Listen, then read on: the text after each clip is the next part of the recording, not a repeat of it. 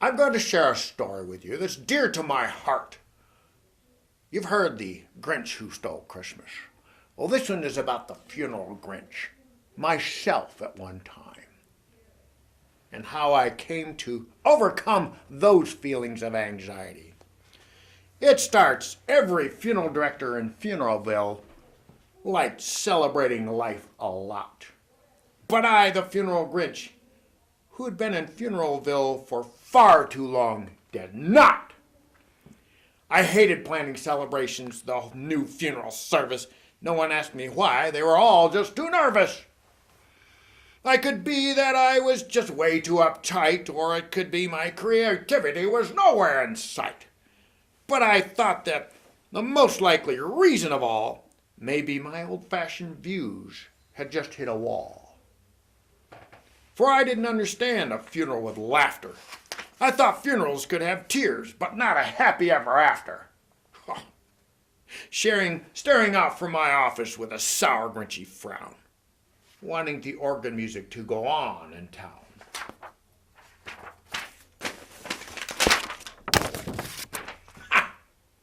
I knew every funeral director in Funeralville was busy, planning life celebrations until they were dizzy.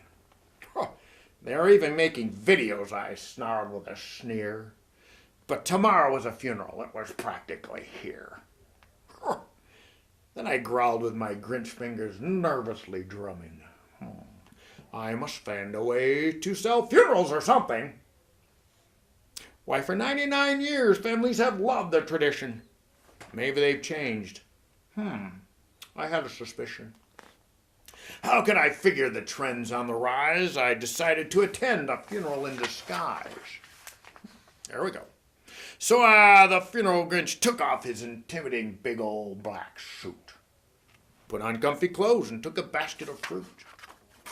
I walked up to the funeral home and opened the door. I had no idea what would be in store. No idea. When the service began, there was a noise I could hear. So I paused, and I put my hand to my ear. I could hear the sound rising over the casket. It was bouncing around, bouncing off the flower baskets. But the sound wasn't sad. Why, this sound sounded merry. Ha! It wouldn't be so, it couldn't be. But it was very merry. Very. Oh, shit.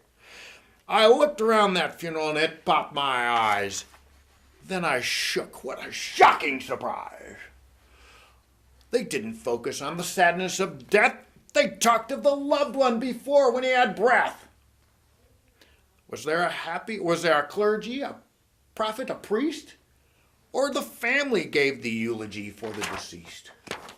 So I stood there with Grinch feet ice cold in the snow, stood puzzling and puzzling.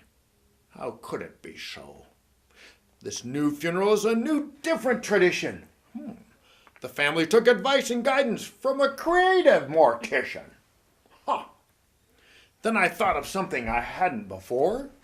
Maybe funerals, perhaps, mean a little bit more. Maybe they're not about sadness and strife. Maybe they're about celebrating life.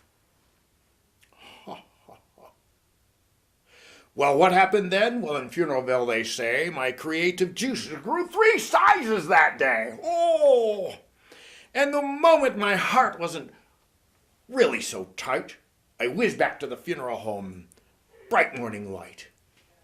I brought back some new creative personalization tips. I vowed to help families with ideas and scripts. I let my imagination soar and let loose.